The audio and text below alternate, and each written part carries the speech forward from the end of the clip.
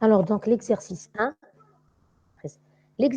de la série dynamique, l'énoncé est le suivant, vous l'avez en face de vous dans le partage. Constat d'accident de la route. Après la collision, c'est le choc, il y a un accident, donc il y a une collision. Les deux véhicules, c'est-à-dire le camion et la voiture. Les véhicules d'exercice sont le camion et la voiture. Donc, les deux véhicules restent emboutis l'un dans l'autre. Si vous voulez, ils restent collés, entre guillemets. C'est ça. Ils ne sont pas collés, c'est juste quand ils ont eu ce choc-là, ils sont restés emboutis, c'est-à-dire qu'ils constituent un ensemble camion-voiture qui est, entre guillemets, qui constitue une seule entité. C'est comme si les deux véhicules étaient collés. Je mets entre guillemets collés, c'est pour juste vous expliquer. Ils sont en fait, le mot c'est embouti, l'un dans l'autre. Et la trace des pneus, alors entre-temps, je suis un peu perturbée parce que je suis en train d'accepter au fur et à mesure. C'est pour ça que je demande aux étudiants, dans la mesure du possible, de se connecter au même moment. Et remarquez que je vous laisse le temps de vous connecter en général. Alors,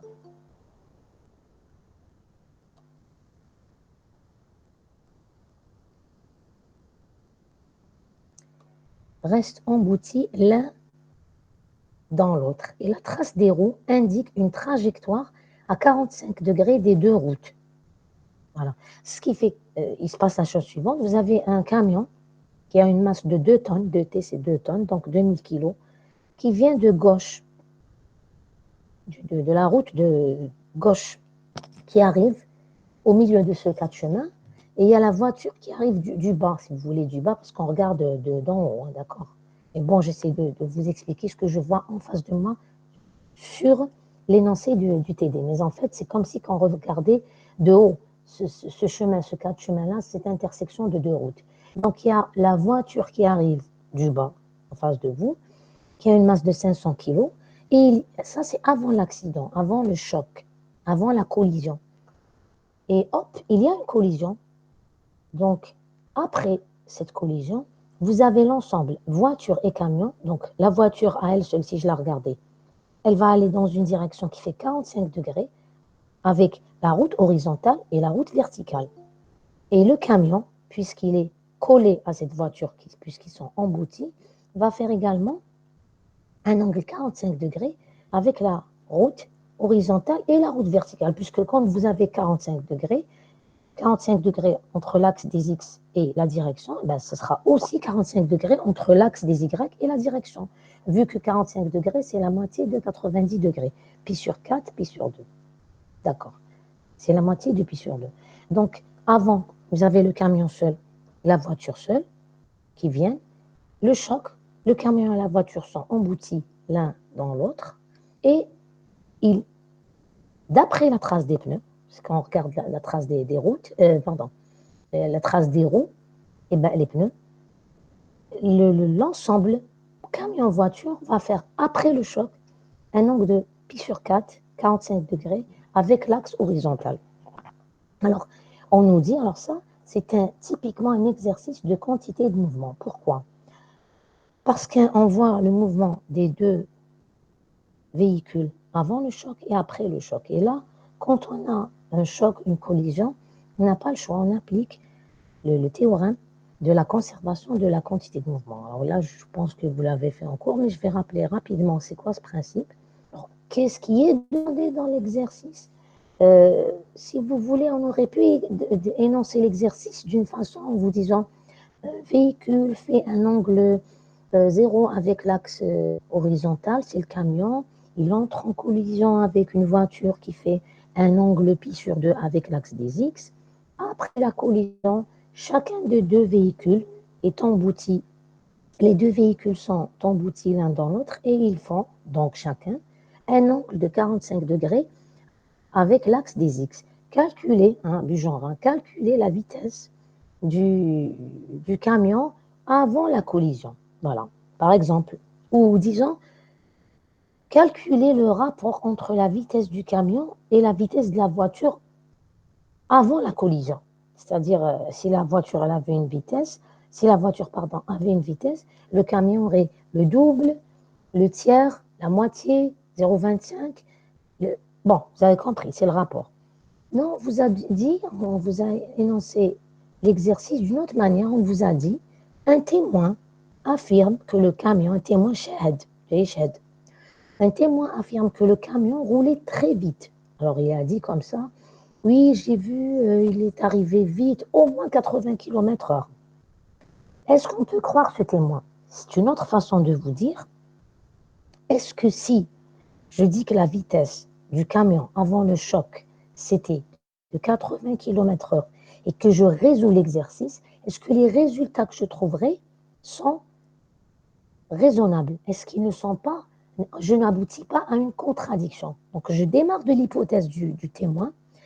Je dis, OK, il a dit 80 km/h. Je vais résoudre l'exercice et je vais voir si je mets 80 km/h avant le choc, parce qu'il a dit, il est arrivé, donc c'est avant que ne se passe l'accident. Avec les traces de pneus, qu'est-ce que ça donne comme vitesse de la voiture? Puisque vous avez la direction de la vitesse après, celle du camion et de la voiture, vous devez avoir maintenant le module de la vitesse. C'est ce que vous permettra d'avoir la résolution de cet exercice. Sauf que je ne vais pas lui appliquer le second principe de la dynamique, je vais lui appliquer un principe de la physique qui s'appelle le.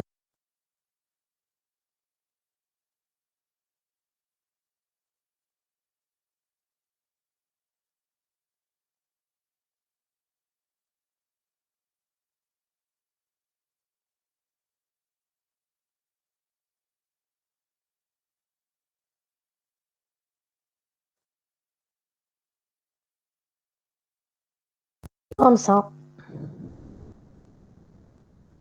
et comme ça. Voilà.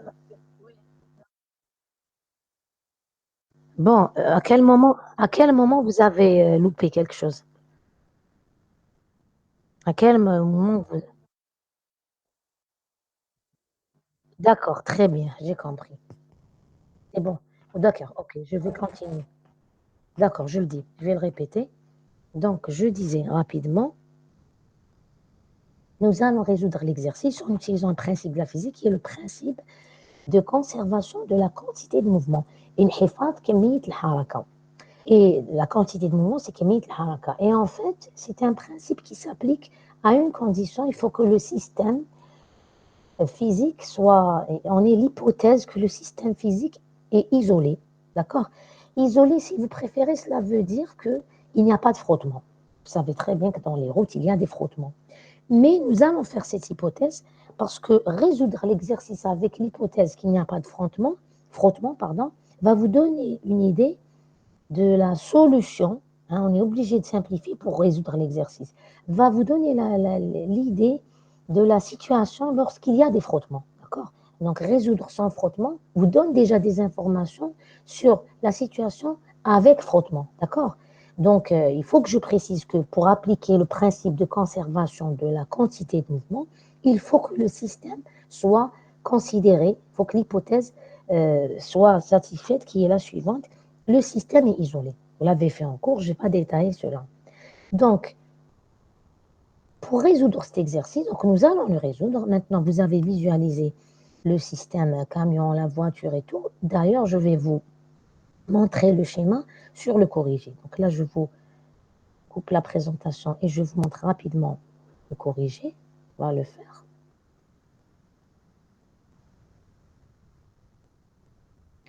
Voilà. Donc, je vais commencer à résoudre. Donc, je mets les données du problème. La voiture. Vous avez, alors, on s'entend bien. Le système physique, dans ce cas-là, quand on résout un exercice de quantité de mouvement, qu'il va y avoir deux objets ou trois qui vont rentrer en collision, en général deux, vous simplifiez les choses, mais ça peut être trois. Le principe est le même. Le système, c'est l'ensemble de tous les objets. D'accord? Ici, dans cet exercice, vous avez deux véhicules, le camion et la voiture. Donc, mon système physique qui est supposé isolé, c'est le système camion plus voiture. Je ne résous pas le camion tout seul, la voiture tout seul, non. Avant le choc, j'ai un camion tout seul et une voiture toute seule. Donc, mon système physique, c'est camion-voiture. Il y a la collision. Après la collision, après le choc, بعد الاصطدام, j'ai le même système physique camion-voiture. Sauf que bien sûr, vous savez très bien que la vitesse a changé de direction, a changé de module. On verra en appliquant le principe de conservation qu'est-ce qui s'est passé. Mais en tout cas, ce qui est certain, c'est que la quantité de mouvement totale avant le choc est la même que la quantité de mouvement totale, c'est-à-dire celle du camion et de la voiture, après le choc. Et c'est ça le principe de conservation de la quantité de mouvement. C'est la quantité de mouvement totale. Ce n'est pas la quantité de mouvement individuelle du camion tout seul ou de la voiture toute seule. Non, c'est la quantité de mouvement de l'ensemble camion-voiture. On va la calculer, bien sûr. Que ça soit, le principe dit, cette quantité avant le choc, avant la collision, est conservée, c'est-à-dire qu'elle ne bouge pas, qu'elle ne change pas. C'est la même, donc il y a une égalité. C'est égal à la quantité de mouvement du système camion-voiture après le choc. Très bien. Donc je mets les données du problème. La voiture, elle possède une masse petite et une vitesse petit v, parce que je vais commencer à écrire les choses. Donc il faut que je donne des... Dans l'exercice, on n'a pas précisé.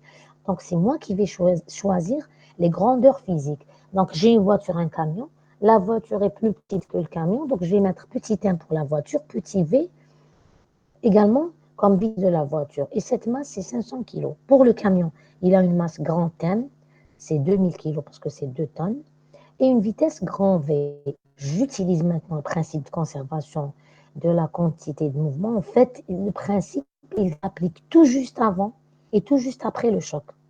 Et la durée du choc est supposée très petite pour que ce système, pour que cette hypothèse soit applicable. D'accord? Donc, j'écris l'hypothèse physique que j'ai énoncée oralement, je l'écris sous forme de relation mathématique. Donc, j'écris grand P. Grand P, c'est la quantité de mouvement. Et en fait, grand P, ça veut dire c'est la quantité de mouvement totale. Mais je vous rajoute total pour vous rappeler que c'est la quantité de mouvement totale du camion et de la voiture. Donc, grand P total, c'est entre parenthèses avant le choc, c'est égal à la quantité de mouvement total après le choc, d'accord?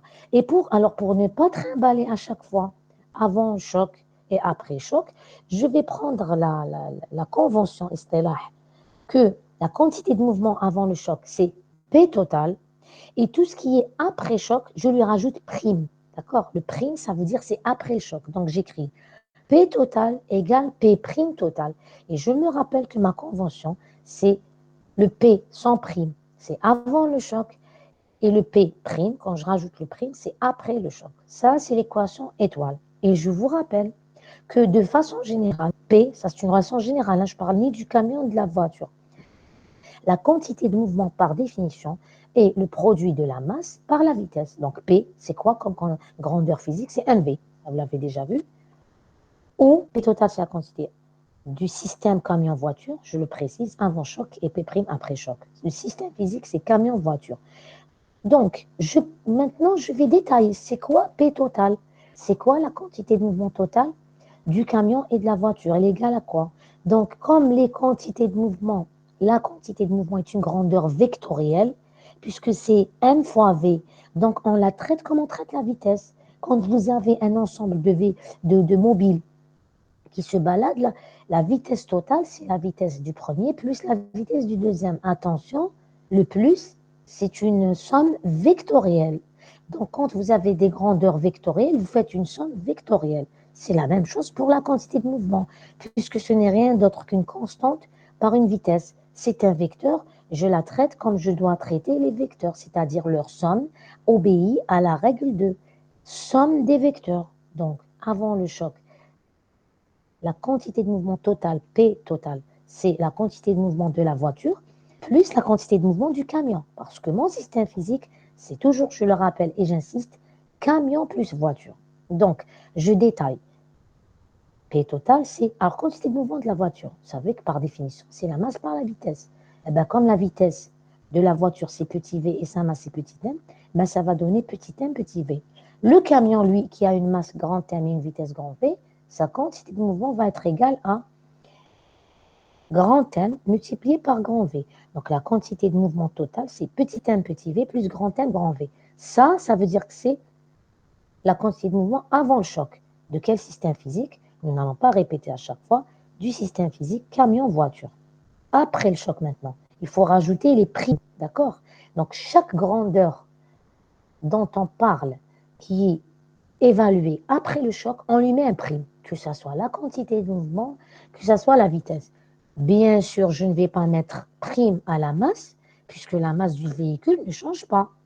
D'accord? Donc, c'est la seule chose qui ne change pas, c'est la masse, bien sûr.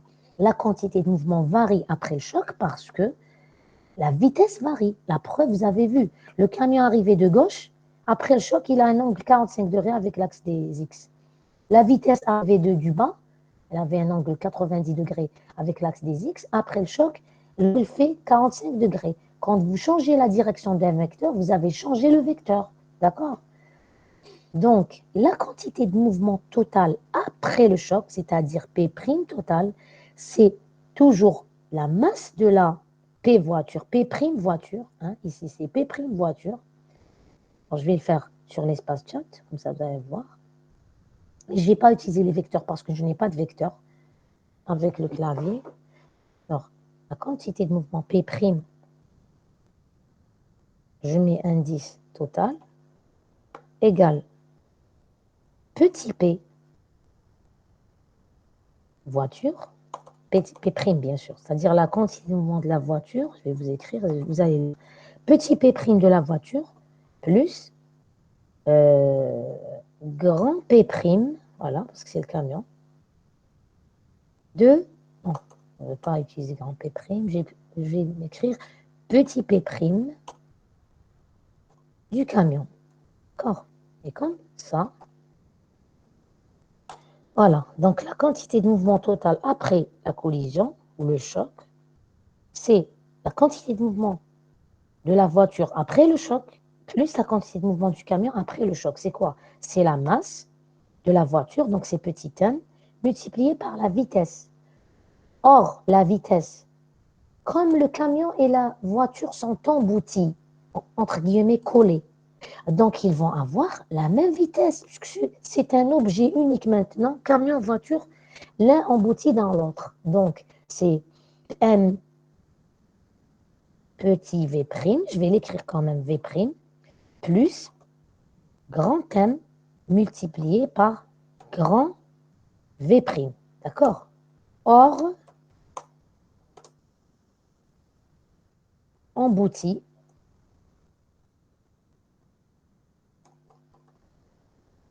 ça veut dire quoi? Puisqu'ils sont collés, donc ils ont la même vitesse. Petit V', c'est égal à grand... Ah, pardon. La direction, c'est la direction qui est la même. Ah oui, c'est la même, hein, c'est le même objet. Non, j'ai un petit virus, c'est la même, c'est la même. Petit V' égale, je pensais à la vitesse avant. Non, non, après, c'est la même vitesse. C'est le même gros ensemble, comme ça, camion, voiture collés l'un dans l'autre. Donc, emboutis l'un dans l'autre, collés l'un à l'autre. Donc, ils ont la même vitesse. Grand V' égale petit V'. Et je garde V'. Quand on vous dit A égale à B, soit vous utilisez A, soit vous utilisez B. Parce que vous savez que A et B sont les mêmes. Elles sont égaux. Donc moi, je dis petit V' égale à... Pardon, mais سمعتش مليح. Pardon. Allez-y, parlez. Pourquoi ils Oui, c'est ça. possèdent la même vitesse? Vous avez les petits jouets des enfants, d'accord? Alors, les petits garçons, les petites filles, ils aiment jouer avec les véhicules. Avec une petite voiture ou avec un camion. Ils jouent. L'un, il lance de droite à gauche, et l'autre, de gauche à droite, et l'autre, il lance de bas vers le haut. Révolution. D'accord? Du bas vers le haut. Ensuite, qu'est-ce que vous faites? Vous prenez le camion, vous êtes en train d'expliquer à ces enfants, vous prenez le camion, vous le scotchez à la petite voiture. D'accord? Vous le scotchez, hein, vous le tombez l'élastique, et vous les envoyez dans une direction. Est-ce qu'ils ont la même voiture, vu que vous les avez collés? Est-ce qu'ils ont la même vitesse?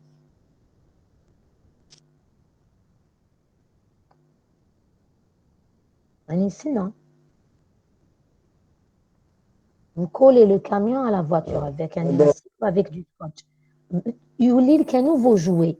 C'est un nouveau jouet qui possède des roues Pour vous On est faciliter juste la avec chose, moi. dis la voiture من الفوق. Hein? Est-ce que vous avez compris? C'est devenu un nouvel objet.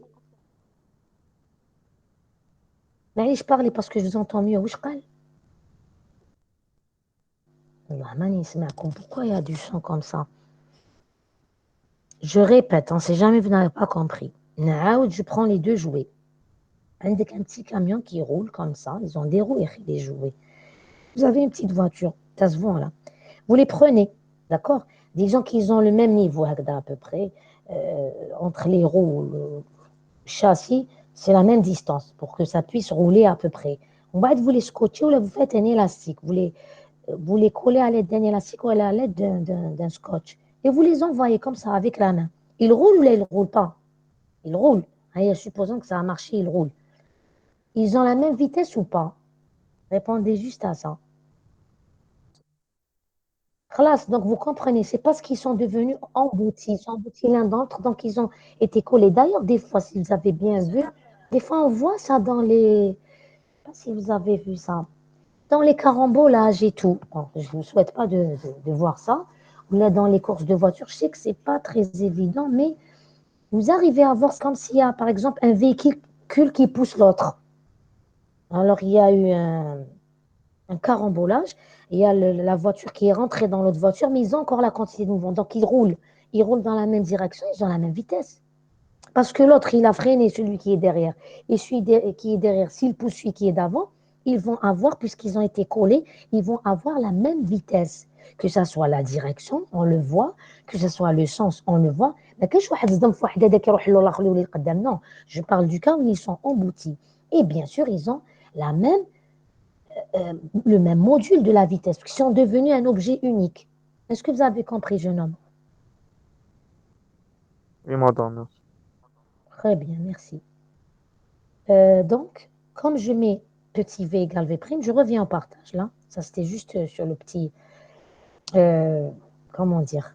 Je reviens, non, je continue avec le partage. Donc, j'ai réécrit ma formule.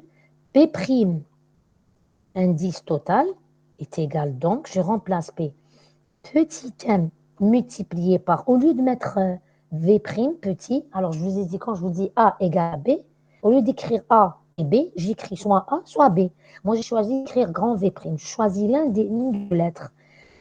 في عود نكتب petit V prime, comme il est égal à grand V prime, j'écris grand V prime. Plus, ça c'est la voiture, grand M multiplié par grand V prime. D'accord? Et maintenant, pardon, il y a un petit erreur, معليش. P' total, hein, il y a un i qui s'est glissé. Donc, P' total est égal à quoi?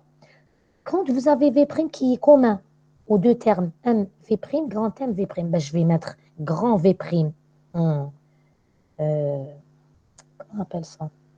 En commun, et j'écris donc en facteur, c'est ce que je cherchais comme mot, en facteur, et je vais le multiplier par grand V' qui est en facteur. Voilà donc pourquoi sur le partage, suivez le partage, je vous avais écrit, je vous ai fait juste le détail, d'accord? Je vous avais écrit grand P' total, c'est petit m plus grand M, grand V'. Voilà d'où c'est sorti, d'accord? Donc, quand j'ai fait les calculs, enfin, ce pas des calculs, mais bon, les petites manipulations de formules, d'accord? Quand j'ai manipulé les formules, eh ben, j'ai trouvé que grand P' total, c'est petit m plus grand M, V'. Donc, regardez, j'ai le grand P total, c'est-à-dire un quantité de mouvement avant la collision, c'est petit m, petit v, plus grand M, grand V. Et je viens d'écrire, c'est égal à quoi? P' total, c'est petit m plus grand M, grand V', vecteur bien sûr, sur le partage et pas à la flèche, mais ça c'est vectoriel, hein, c'est une relation vectorielle. Je reviens à l'écriture étoile que j'avais écrite, cette fameuse conservation, P total égale P' total, je vais remplacer P total parce que je viens d'écrire, et P' total parce que je viens de trouver. Et je détaille donc la formule, j'aurai, elle est où? Voilà. L'équation étoile devient petit m petit v plus grand M grand V égale à petit m plus grand M V'. C'est une relation vectorielle. Donc, qu'est-ce que je vais faire? Si je m'arrête là, Et je ne vais pas pouvoir utiliser le fameux 45 degrés qu'on m'a donné. Parce qu'on m'a dit, les informations avant le choc, je les ai mises. Je, les informations, mais je n'ai pas tout mis. Avant le choc, on m'a dit, écoutez, la voiture, elle vient d'en bas. Donc, si je regarde l'axe OX, OY, je m'imagine que mon plan qui est en face de moi, qui est le dessin de l'accident, c'est le plan X, OY. Donc, le camion vient selon l'axe des X et le, la voiture vient selon l'axe des Y. Donc, ça, c'est la direction. Selon l'axe des X, il a un angle 0 degré. Et selon l'axe des Y, ça veut dire qu'il a un angle pi sur 2 avec l'axe des X. Mais pour montrer ces informations, il faudrait que cette relation, voilà, ça c'est avant le choc. Après le choc, le vecteur V', c'est le vecteur vitesse de l'ensemble camion-voiture. Et ce vecteur, c'est la direction du mouvement des deux véhicules, camion, voiture. La direction, c'est la direction du vecteur vitesse. C'est la vitesse qui représente le mouvement. Et donc, la direction du mouvement, c'est la direction du vecteur vitesse. Ça veut dire qu'après le choc, le vecteur vitesse de l'ensemble camion-voiture fait un angle de 45 degrés avec l'axe des X. Comment je peux traduire cet angle-là si je laisse la relation vectorielle comme ça? Je ne pourrai jamais montrer quel est l'angle de V avant le choc, de grand V avant le choc et de V' avant le choc. Qu'est-ce que je dois faire pour montrer l'information de l'angle, donc de la direction? Eh bien, je dois projeter la relation de isqat al-alaqa, deux étoiles. Je dois projeter cette relation aussi bien sur l'axe des X que sur l'axe des Y. Alors, je vous fais un petit rappel. Quand vous écrivez les relations vectorielles des forces, je crois que vous l'avez fait en terminale, à un certain moment, vous avez écrit la relation fondamentale de la dynamique pour le corps 1, pour le corps 2, par exemple, quand vous avez un système où il y a plusieurs corps. Et puis, qu'est-ce que vous dites juste après pour commencer à résoudre l'exercice? Vous dites l'isqat ala al-mahawir, la projection sur les axes. Quels axes? Ça dépend. En général, ce sont les axes OX, OY. Et puis, parfois, vous avez des axes OX', OY', ça dépend de l'exercice. Mais de façon générale, ce sont les axes qui représentent votre mouvement dans le plan. Parce qu'en général, quand on fait de la dynamique, vous ne faites pas ça à 3 dimensions, vous le faites à 2 dimensions.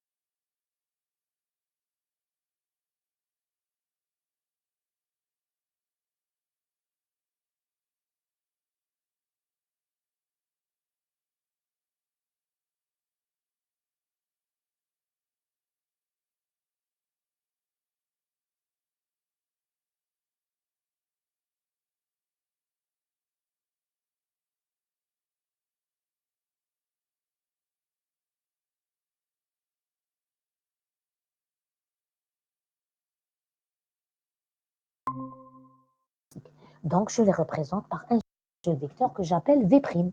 Donc, ça, c'est le vecteur vitesse de la voiture avant le choc, c'est petit v Je l'ai tracé en bleu, oui.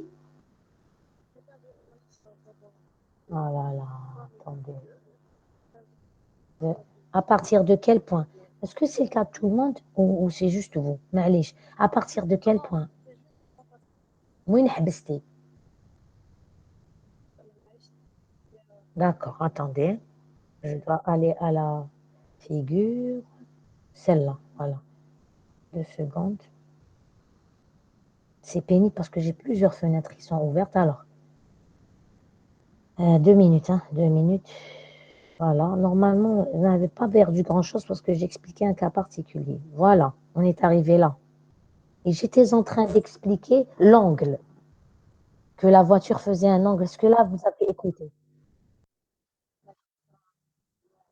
Donc, vous avez dit, cette relation est vectorielle. Qu'est-ce que je dois faire? Mais allez, je vais répéter. Allez-y, c'est bon.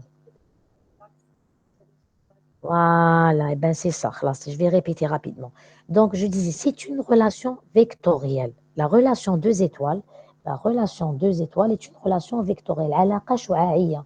Comment je vais, dans cette relation vectorielle, comment je peux exprimer les informations que j'ai dans l'énoncé? C'est-à-dire que la vitesse de la voiture, quand je vois le dessin de la voiture qui arrive du bas, ça veut dire qu'avant la collision, le vecteur vitesse de la voiture petit v, donc dès que je dis petit, vous avez compris de quoi je parle, le vecteur petit v était dirigé selon l'axe des y. Donc c'est un vecteur qui fait un angle pi sur 2 avec l'axe des x. Très bien. Le camion arrive de la gauche, il est selon l'axe des x, donc il fait un angle 0 degré avec l'axe des x. Le camion et la voiture après le choc, c'est-à-dire V', font un angle 45 degrés. Donc le vecteur vitesse grand V' qui représente le mouvement aussi bien du camion que de la voiture après le choc fait un angle de 45 degrés avec l'axe des X. Pour pouvoir sortir et montrer ces informations, je ne les ai pas directement à travers une relation vectorielle telle que deux étoiles. Pour avoir les informations et les sortir, pour pouvoir résoudre le problème, je dois projeter cette relation. Isqat al-alaqa. Exactement comme vous faites en dynamique. C'est-à-dire que quand vous écrivez la relation fondamentale de la dynamique, par exemple, somme des forces égale M A ou M gamma, vous détaillez les forces, vous les écrivez de façon vectorielle. تكتبوا أشعة القوى égale à M gamma ou MA à شعاع. Et vous dites, maintenant je dois résoudre le problème. إسقاط العلاقة على المحاور. ولا تقولوا الإسقاط على المحاور. Ce que je fais, c'est la projection sur les axes. Donc je dois absolument, comme dans les exercices de dynamique que vous faisiez en terminale, par exemple, projeter cette relation sur les axes. Quels sont les axes de l'exercice? C'était un mouvement qui se fait dans le plan. Comme j'ai la représentation du mouvement, elle se fait dans le plan. Donc, je vais projeter cette relation deux étoiles sur le plan, sur les axes du plan OX, OY. Voilà, en projetant la relation deux étoiles sur les axes OX et OY. C'est moi qui ai choisi de les appeler OX et OY parce que de toute façon, c'est les axes du plan, c'est-à-dire l'espace à deux dimensions. On obtient, alors je ne vais pas d'abord projeter, je vais juste vous montrer les vecteurs qui représentent le mouvement. Alors chaque véhicule est représenté par son vecteur vitesse parce que c'est la vitesse qui représente le sens et la direction du mouvement. Donc il suffit que je trace le vecteur vitesse de l'objet du véhicule en question et je comprendrai, j'aurai toute l'information, j'aurai représenté son mouvement grâce uniquement au vecteur vitesse. Donc pour la voiture, elle venait de bas vers le haut. Je trace un vecteur V, petit v, en bleu, comme ça. Alors le module, je ne sais pas, c'est égal à quoi? Donc je fais juste je me dis oui, bon, en général, la voiture roule plus vite que le camion, donc je fais un vecteur qui est un peu plus lent que le vecteur vitesse du camion, mais c'est juste un schéma, d'accord? Ce n'est pas important, c'est qualitatif, kéfi. Ensuite, il y a le camion qui est arrivé de gauche vers la droite, il est représenté par un vecteur grand V en rouge, comme ça, et qui est dirigé selon les X positifs, parce qu'il venait de gauche vers la droite. Le bleu et le rouge, c'est avant la collision. Maintenant, après la collision, on nous dit qu'ils sont collés, emboutis l'un dans l'autre, et que les traces de roues montrent ont un angle qui fait 45 degrés avec l'axe des x, pi sur 4. Donc, mon vecteur vitesse grand V' du camion et de la voiture fait, je le trace en vert, V', et il fait pi sur 4 avec l'axe des x. Maintenant, vu que j'ai représenté tous les vecteurs ainsi, je peux projeter la relation petit m, petit v plus grand m, grand v, égale à petit m plus grand m, v'. En fait, le petit m, c'est un nombre positif. Le grand m également, et petit m plus grand m, ce sont tous des facteurs, des scalaires positifs, des nombres positifs. Donc, ils ne changent pas la direction et le sens, mais surtout le sens du vecteur vitesse. Donc, quand je projette la relation, la masse n'affecte pas la projection parce qu'elle est positive. Donc, je vais projeter le membre de gauche, طرف الأيسر, sur OX et OY, et je mets que c'est égal au membre de droite que je projette sur OX et sur OY. Donc, je projette finalement la relation, l'égalité. Descend. Et donc, qu'est-ce que ça me donne? Attendez 2 secondes, s'il vous plaît.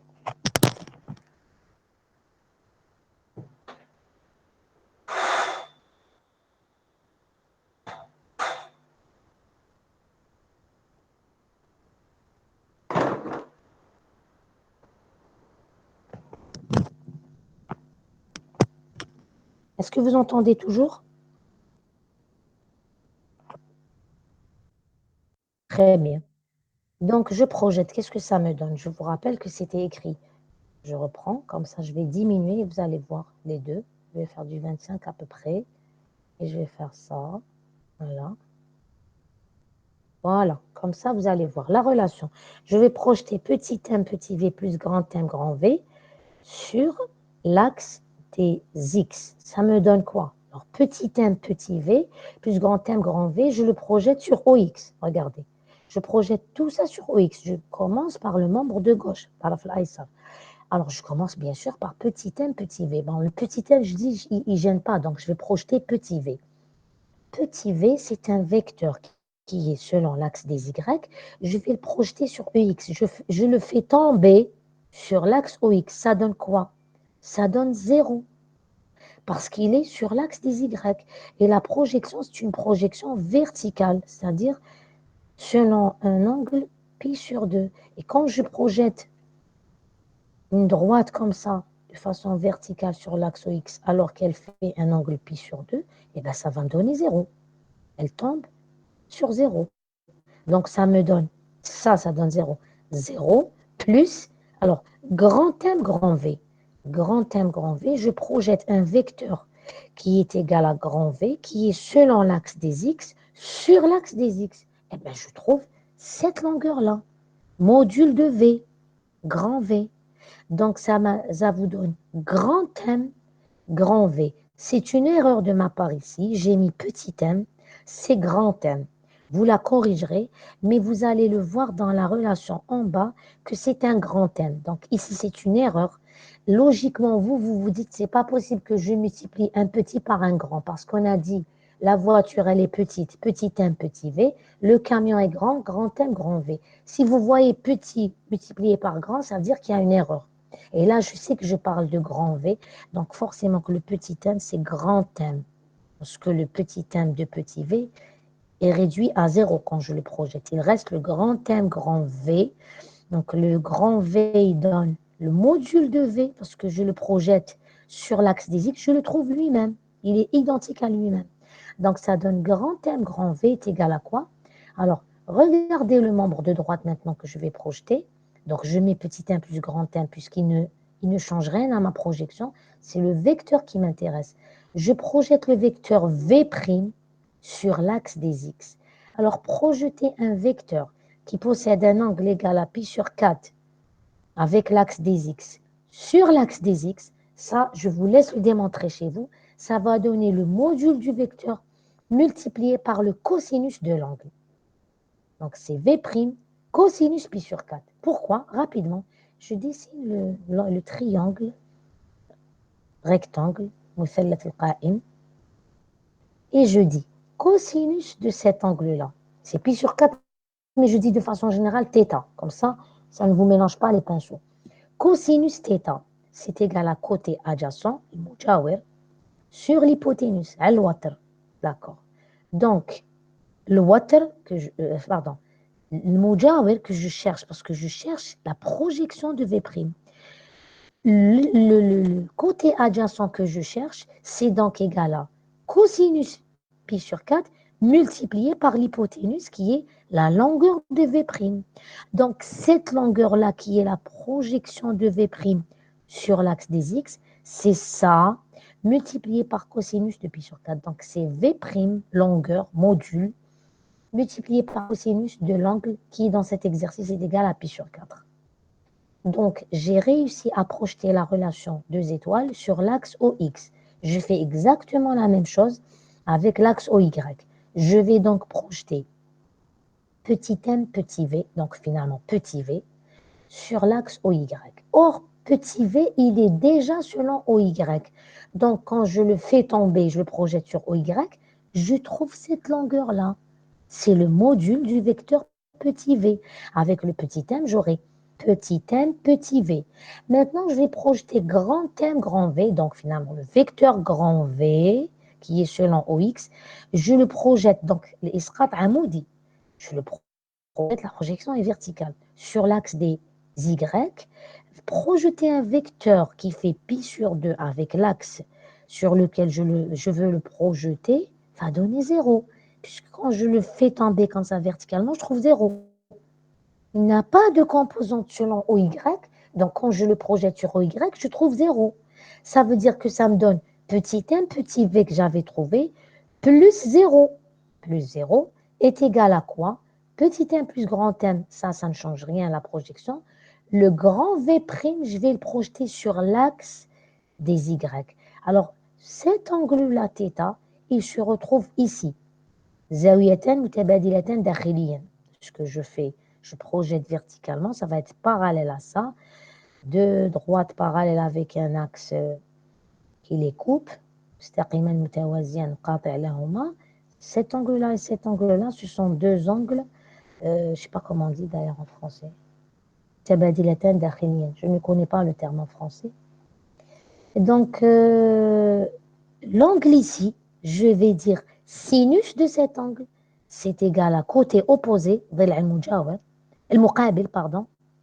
C'est cette projection, je ne vous la voyez pas, mais je peux vous la montrer comme ça. Vous projetez et ça vous donne des pointillés. Cette longueur-là que je cherche, divisée par l'hypoténuse, l'autre. Donc, la longueur que je cherche, c'est sinus de l'angle multiplié par l'hypoténuse, c'est V'. Donc, finalement, la projection selon Y, c'est le sinus de l'angle, puisque quand je dis comme ça ici, sinus de cet angle, c'est le côté opposé, il est ici, c'est la projection, divisée par l'hypoténuse. Donc, la projection que je cherche, c'est V', l'hypoténuse, multiplié par sinus de l'angle. Donc, c'est V' sinus pi sur 4. Une fois que j'ai fait les deux projections, il n'y a pas de recette. Il n'y a pas de recette, ça veut dire il faut juste que vous sachiez ce que vous cherchez. Qu'est-ce que vous avez, qu'est-ce que vous n'avez pas. Est-ce que vous avez la vitesse, la valeur de la vitesse après le choc? Non, tout simplement parce que quand il y a eu l'accident, il n'y avait personne pour dire ah, après ils ont été emboutis, ils ont roulé à peu près. Il n'y avait pas de témoin pour parler de la vitesse, il n'y avait pas de deux appareils pour mesurer. Donc, vous n'avez pas l'information de la vitesse après le choc. Donc, il vaut mieux se débarrasser de ça en manipulant les deux équations. Et la meilleure façon de se débarrasser, c'est de diviser l'équation A par l'équation B, ou inversement, B sur A, d'accord? Donc, je divise B sur A, ça me donne petit m, pardon, grand B, désolé. Petit m, petit v sur, alors, voici la correction de l'erreur. Je vous avais dit, c'est grand M, grand V. Ben, ici, c'est corrigé, ne vous inquiétez pas. Donc, petit m, je fais B divisé par A. Donc, petit m, petit v, il est là. Divisé par grand M, grand V, il est là. C'est égal à, je prends le membre de droite, taraf al-ayman. Petit m plus grand M V' sinus sur petit m plus grand M V' cosinus. Tout ça va disparaître et ça me donne petit m, petit v sur grand m, grand v est égal à sinus sur cosinus, ça donne tangente. Sinus sur cosinus, c'est tangente. Tangente pi sur 4. Et finalement, qu'est-ce que je laisse? Il y a un témoin qui m'a dit la vitesse du camion. Donc, moi, je résous l'exercice comme si que j'avais la vitesse du camion. Ce qui fait, qu'est-ce que je n'ai pas? La masse de la voiture, je l'ai. La masse du camion, je l'ai. Donc, je n'ai pas la vitesse de la voiture avant la collision. Donc, je vais écrire V pour voir, avec le témoignage du monsieur qui a dit, ou de la dame, il roulait à temps, avec cette valeur de vitesse du camion, je vais voir qu'est-ce que ça donne comme valeur de vitesse de la voiture, avant le choc, bien sûr. Donc, ça me donne petit v, c'est-à-dire grand M sur petit m, grand V, tangente pi sur 4. D'accord? Voilà, ça, vous pouvez refaire les calculs et vérifier que ça vous donne cette relation-là. Je fais l'application numérique, bien sûr. Alors, qu'est-ce que j'ai? Mais je n'ai pas... voilà, c'est bon. Je n'ai pas la vitesse du... Si, je l'ai. L'exercice vous donne la relation entre la vitesse de la voiture et celle du camion. Et en fonction du témoignage, vous allez voir, est-ce que c'est plausible? Est-ce que ça colle? Est-ce que ce n'est pas contradictoire? Donc, je fais... Alors, vous savez très bien que sinus de pi sur 4 est égal à cosinus de pi sur 4, c'est racine de 2 sur 2. Donc, l'angle pi sur 4, c'est l'angle pour lequel le sinus est égal au cosinus, et donc la tangente est égale à 1. Elle dit, je fais où elle est à tangente 45 degrés, c'est 1. Vous pouvez le vérifier avec la calculatrice, mais ça, il faut le connaître déjà par principe.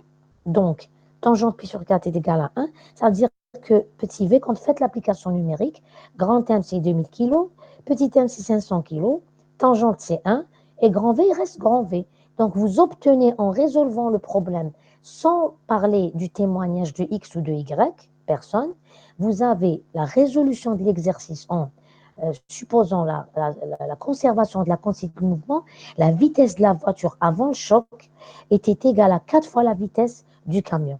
Pour qu'il y ait eu ce fameux choc qui est donné, les deux véhicules emboutis avec un angle de 45 degrés, ça veut dire qu'avant le choc, la vitesse, le module de la vitesse du véhicule était, donc la vitesse, était 4 fois plus importante que celle du camion. Maintenant, on va analyser le témoignage. Hein. Peut-être que c'est le rôle des experts. Quand vous avez un accident, faites un constat et tout, puis vous passez chez l'expert. Bon, je ne sais pas s'ils font ça sincèrement. On va dire que c'est le rôle de l'expert. Eh bien, je vais voir le témoignage, la phrase du témoin, l'information du témoin, est-ce qu'elle est plausible? Il a dit il roulait vite, il roulait au moins 80. Quand je multiplie 80 km/h par 4, ça me donne 320 km par heure. Je ne sais même pas si la Formule 1, ils arrivent à ces vitesses. Honnêtement, je ne sais pas. Hein. Vous me direz s'ils arrivent à des vitesses comme ça. Peut-être. Mais pardon. Mais en Formule 1, je suis en ville. Je ne sais pas. Je ne vais pas dire des choses, mais j'ai des doutes. Donc déjà, pour une voiture en ville ou même, je ne sais pas, en cas de chemin, c'est en ville normalement.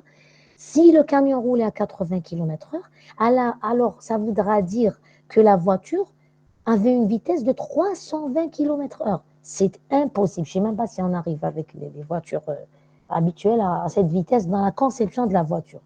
Donc, c'est impossible. Avec la résolution de l'exercice et l'application du principe de la quantité de mouvement, de la conservation de la quantité de mouvement, on arrive à savoir si le témoin disait vrai ou pas. Bon, disait vrai, c'est-à-dire lui, peut-être qu'il a mal estimé, il a vu rouler vite. Pour lui, c'était du 80, alors que bon, il n'a pas su, il a peut-être pas su estimer la vitesse du camion. Mais en tout cas, c'est impossible. Mais grâce à quoi? Grâce à la résolution de l'exercice, en utilisant le principe de la quantité de mouvement, de la conservation de la quantité de mouvement, en utilisant le concept de quantité de mouvement, voilà ce que je voulais dire.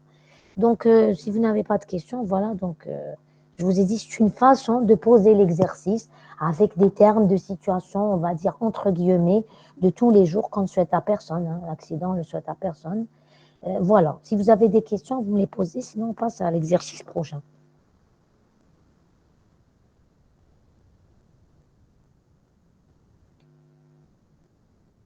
Donc, pas de nouvelles, bonnes nouvelles. Je vais donc couper le partage de l'exercice 1 et je... Allez-y. Madame, Oui, allez-y. Prenez, comment dire, tour à tour, chacun son tour. Allez-y. Exactement. Mais attention, c'est une quantité vectorielle. M fois V vecteur. Elle se comporte comme un vecteur. C'est une quantité par définition vectorielle. On doit la traiter comme un vecteur. Voilà. Donc la somme vectorielle, la projection selon les axes, et voilà, une addition vectorielle. On ne passe pas directement par les modules, on doit la traiter comme un vecteur. Donc attention, quand on fait la somme de vecteurs, faites attention au module de la somme, par exemple. Attention, c'est la relation Pythagore ou ce que vous voulez, mais en tout cas, on traite cette quantité comme une quantité vectorielle et on lui applique les règles de la somme, de la différence, de tout ce que vous voulez du vecteur. Somme de vecteurs, différence de vecteurs, module du vecteur. Voilà. Et elle se comporte exactement comme la vitesse, sauf qu'il y a un facteur multiplicatif.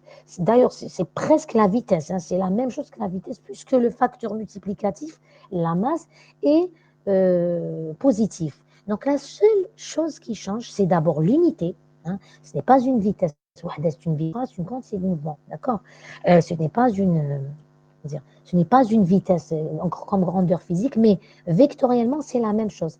Même direction, même sens. C'est juste que le module, c'est le module de la vitesse multiplié par le module, la valeur de la masse.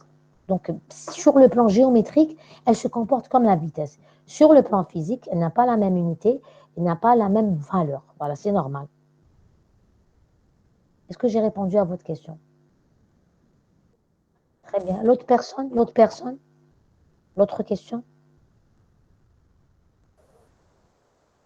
Madame, quand Oui. est-ce qu'on utilise le concept de la quantité de mouvement exactement? Quand est-ce qu'on doit l'utiliser? Sauf il n'y a pas de recette. Par exemple, vous allez voir que l'exercice 2, quand on le regarde, vous n'allez peut-être pas penser à utiliser la quantité de mouvement. Mais je vais vous expliquer que dans l'exercice 2, c'est une autre façon d'utiliser la quantité de mouvement. Alors, je dis en général, hein, il n'y a pas de recette. En général, c'est lorsqu'il y a des chocs. Pourquoi? Parce que vous savez, en général, la vitesse, la direction de la vitesse, la valeur, je ne sais pas, mais en tout cas, vous avez la direction de la vitesse. Quand vous avez le choc de deux particules, là, je vous ai donné l'exemple de camions et de voitures.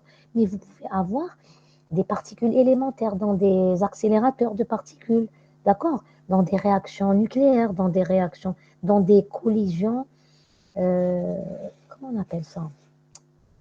Je l'ai sous la langue. Dans la diffusion, voilà ce que je cherchais, la diffusion des électrons. Ce sont des réactions, euh, même de particules élémentaires, qui se passent dans les réacteurs nucléaires ou les accélérateurs de particules. En général, c'est les accélérateurs de particules. Donc, c'est vraiment une quantité, par exemple, qui est vitale. Le principe de l'utilisation de la quantité de mouvement, c'est vital pour résoudre les problèmes des chocs de particules dans les accélérateurs. C'est comme ça que, d'ailleurs, en général, par exemple, quand on regarde la quantité de mouvement après et celle d'avant, quand on voit un changement, on se dit c'est pas possible. Il a dû y avoir une autre particule pour qu'il y ait ce changement-là. Donc on découvre parfois de nouvelles particules. Bon, je ne vais pas rentrer trop dans les détails. Je vous ai dit en général, ce sont les chocs. Alors je dis ce sont les chocs, non. Parce que vous avez par exemple les exemples, les classiques, le patineur, le cycliste, je ne sais pas moi. Vous avez exercice 2, le chasseur. Donc, c'est à vous de juger. On ne vous demande pas les accélérations, par exemple. Quand on vous demande l'accélération, ça veut dire que vous allez chercher à voir la force. Quand on ne vous demande pas les accélérations, mais les vitesses uniquement, vous avez les directions et les masses. Donc forcément, à quoi vous allez faire appel? Puisque vous êtes en dynamique, eh bien, la quantité de mouvement.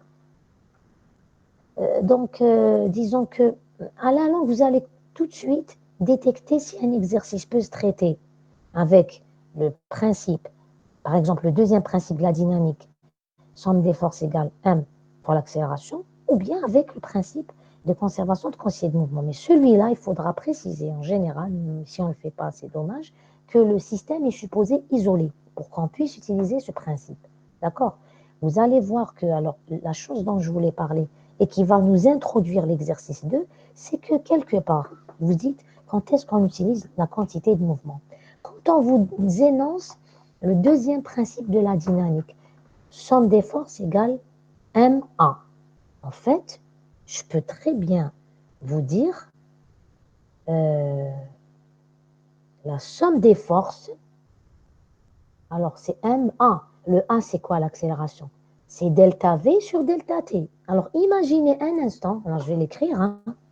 Somme indice, un signe somme maintenant. Non, j'ai pas, donc je vais faire somme. Hein? J'écris sur espace chat. Espace chat. Somme des forces égale M fois A. Accélération, petit a. Et en fait, A, c'est quoi? C'est dV sur dt. Et je vais dire M dV divisé par, alors multiplier, hein, comme ça vous avez dV sur dt est égal à quoi? Ce que je peux faire, c'est, comme la masse est constante, elle ne varie pas dans le temps, je vais dire que M dV sur dt, c'est la même chose que d de M multiplié par V sur dt. Puisque la masse, elle ne change pas. Je la sors de la dérivation, là, je la rentre dans la dérivation. Elle ne varie pas dans le temps. J'ai le droit d'écrire ça. Donc, somme des forces, c'est égal à D de M multiplié par V divisé par dt. C'est quoi MV? C'est quoi MV?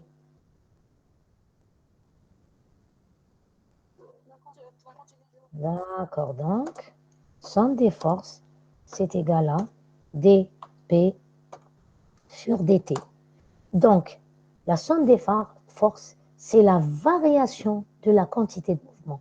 Donc, en fait, la quantité de mouvement, elle est inhérente, elle existe dans vos exercices. C'est juste que vous ne la voyez pas directement. On manipule en général l'accélération. Mais c'est quoi l'accélération si ce n'est quand, à un facteur près, parce que dV sur dt, ça va regarder, A, c'est dV sur dt. Et dP sur dt, pardon, et M multiplié par A, c'est dP sur dt. D'accord? Donc, quelque part, la somme des forces est égale à la variation de la quantité de mouvement ou c'est égal à la masse par la variation de la vitesse. En fait, c'est comme ça que les gens ont découvert cette notion de force. C'est qu'il y avait une variation de vitesse, il y avait une variation de quantité de mouvement. Et c'est la variation de quantité de mouvement qui est égale à l'accélération, si vous préférez, divisée par la masse. Ou bien, la masse par l'accélération, c'est la variation de la quantité de mouvement. Donc, la quantité de mouvement, elle existe dans la dynamique. C'est juste qu'on ne la manipule pas souvent. C'est tout. Hein. On aurait pu vous poser toutes les questions de la dynamique en posant des questions sur la quantité de mouvement ou en vous donnant des questions sur la quantité de mouvement, en vous donnant des données, en vous énonçant les données, en utilisant la quantité de mouvement. Au lieu de vous dire il a une vitesse telle, et bien un jour, ils vont décider de vous dire il a une quantité de mouvement égale à temps. Et bien vous divisez par la masse, vous avez la vitesse. Et puis si vous n'avez pas envie de diviser par la masse, vous avez l'information de la quantité de mouvement puisque vous avez cette relation qui est MA, c'est dP sur dt. Ou bien dP sur dt, c'est MdV sur dt. Alors ça s'applique dP sur dt ou delta P sur delta T. Hein, d'accord? Mais surtout la relation exacte, c'est dP sur dt. Voilà, donc quand on sait que le second principe de la dynamique, c'est la somme des phares, c'est la variation dans le temps de la quantité de mouvement, on a tout compris. Mais pour l'aspect pratique, en général, les exercices de quantité de mouvement sont connus. D'abord, on ne vous demande pas l'accélération, on ne vous demande pas la force. On a des informations qui concernent la vitesse et la direction de la vitesse. D'accord? Voilà. Et on doit avoir cette conservation, donc une hypothèse qui vous dit que la quantité de mouvement est conservée pour pouvoir appliquer le principe que avant le choc, après le choc. C'est les chocs ou bien c'est les fameux exercices du patineur et tout. Vous dites, mais c'est bras comme ça, ceci, cela, etc. D'accord? Voilà, j'espère que j'ai à peu près répondu à votre question. Je passe donc à l'exercice 2 où vous allez voir ça de plus près. Vous allez voir qu'on ne penserait peut-être pas à utiliser la quantité de mouvement, vous allez voir qu'on va l'utiliser. parce que on peut dire c'est la seule façon. Non, c'est une façon pratique de résoudre cet exercice. Donc moi, je reviens au partage de l'exercice. Je le lis et puis je vous montre le corrigé. Rapidement, l'exercice, l'énoncé. La prochaine fois, je vais penser à mettre dans le corrigé l'énoncé lui-même. Ça m'évite de faire les va-et-vient comme ça. Exercice 3. Un mobile de masse M est égal à 10 kg, animé d'une vitesse initiale. Initiale, ça veut dire à t égale 0, sur'a ibtidaiya. Initiale de 3 mètres par seconde. Subit la force variable. Attention, la force variable, ça veut dire que déjà, il subit une force, mais cette force varie dans le temps. Pardon? J'ai pas entendu. Bon, je coupe et je reprends. Parce que moi, elle m'apparaît. Mais je reprends. Allez.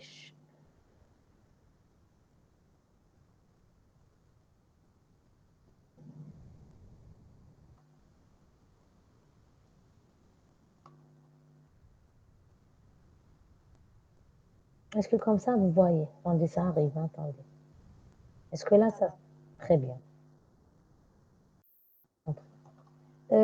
Donc, la force subit, alors un mobile de masse t d'une vitesse t subit la force variable, c'est-à-dire que la force varie dans le temps. Figurez ci-contre, de t égale 0 à t égale 0,01 seconde. Regardez, vous lisez t égale 1, mais n'oubliez pas que ici t c'est 10 puissance moins 2 multiplié 10 moins 2 secondes. Donc ici c'est 1, 10 moins 2. Donc c'est 10 puissance moins 2, c'est 0,01 seconde. Au milieu, c'est 0,005 secondes. Ici, c'est 0. Donc, vous lisez 1, mais n'oubliez pas le facteur multiplicatif au niveau de l'unité. L'unité, c'est 1, 10 moins 2 secondes. Voilà, la petite erreur à ne pas faire. La force a même direction que la vitesse initiale. D'accord, ok.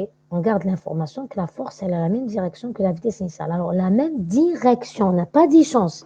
On a dit direction, c'est-à-dire le jiha, le hamil. Ça veut dire que la force, le vecteur force et le vecteur vitesse initiale sont sur la même droite.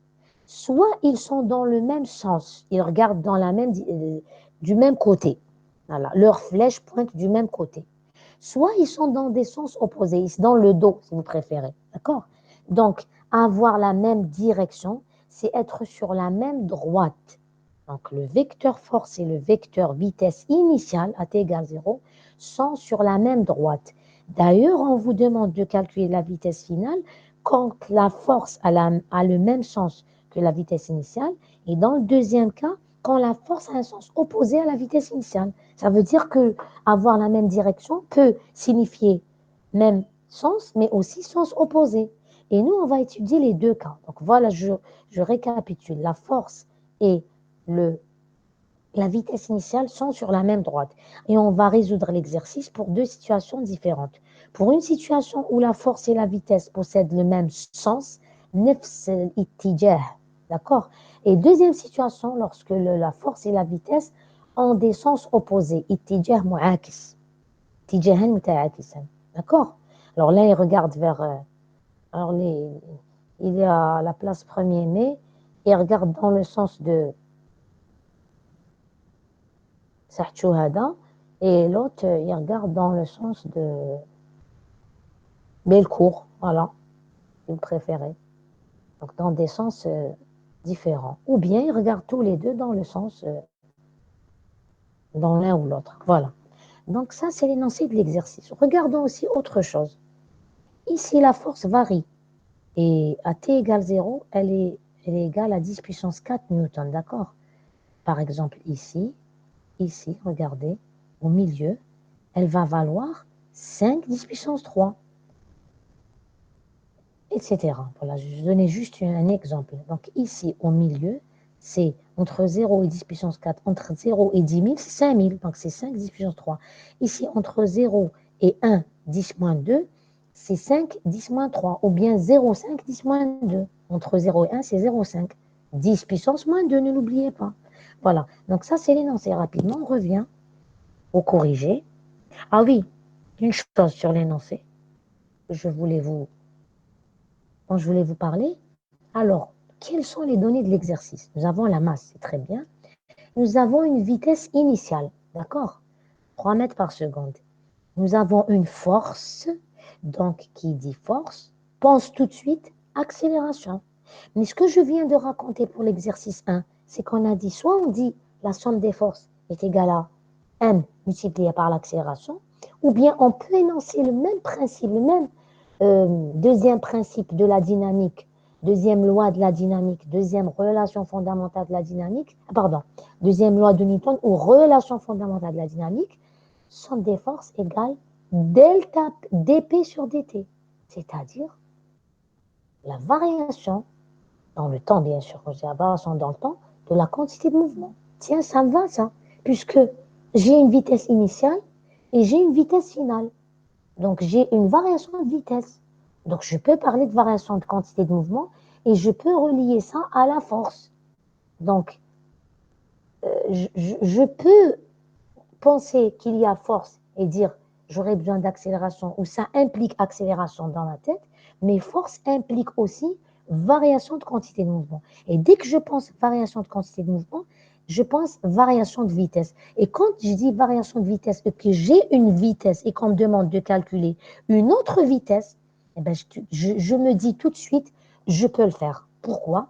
Parce que je sais que la variation de la quantité de mouvement, c'est la variation de la vitesse.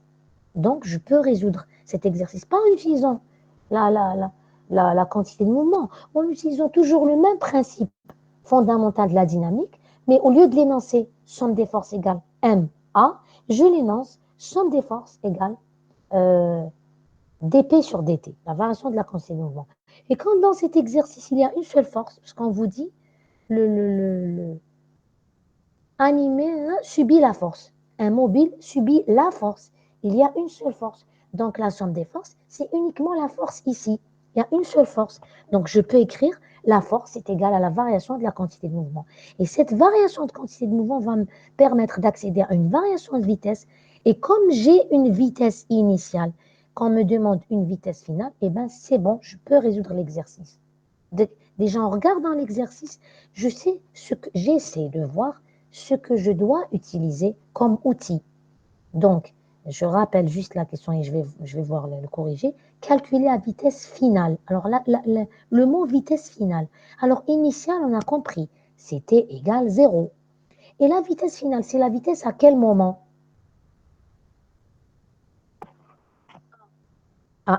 واش قلنا ما نطيحوش في البياج.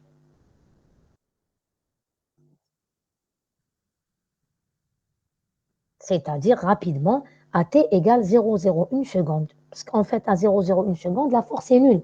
Donc, disons que, on va dire que s'il n'y a plus de force, il n'y a plus de relation. Ma relation, elle est valable entre 0 et 1 seconde. Mais bon, même après, elle est valable, vu qu'une force qui est nulle, je peux écrire dp sur dt égale 0. Et ça, c'est bien. Ça a aussi un sens physique. Donc, c'est juste pour vous rappeler que parler de ce mot final, c'est la vitesse à t égale, dans l'exercice, on voit que le t final par rapport à la force, puisqu'on dit subit une force, à quel moment il arrête de subir une force? À l'instant final qui est 0,01 seconde. Donc c'est très important de bien lire l'exercice pour d'abord sortir toutes les données. Après la résolution, c'est une application des relations du cours en espérant avoir compris les principes et comment les appliquer. Donc tout de suite, je ne sais pas, je vous partage. Je vais prendre la. Pourquoi il me fait des trucs, franchement? Exercice 3. Alors, je vais voir si vous arrivez, si vous le visualisez. Et je vais fermer certaines fenêtres pour que ça ne bloque pas. Tout simplement. Est-ce que vous le voyez? Le partage. Très bien. Donc là, première des choses, c'est de corriger ce dont je me suis rendu compte avant-hier. Et je vous dis franchement, je ne l'ai pas corrigé. Pourquoi? Parce que ça se voit que c'est une erreur. Qu'est-ce que j'ai dit tout à l'heure? Entre 0 et 10 puissance 4, entre 0 et 10 000, entre les deux pardon, c'est 5 000. C'est 5 10 puissance 3. Donc chez vous, effacez ça s'il vous plaît. Effacez cette bêtise. Voilà. Donc entre 0 et 10 puissance, effacez-le carrément, hein, parce qu'on n'en a pas besoin. Juste que je voulais dire, voilà, entre 0 et 1, c'est 0,5, 10 moins 2. Et entre 0 et 10 puissance 4, c'est 5, 10 moins 3 ou 0,5, 10 puissance 4. D'accord? Allez, petite remarque, c'est bon, lui, c'est une erreur, on passe. Alors, je mets les données du problème. M, c'est 10 kg.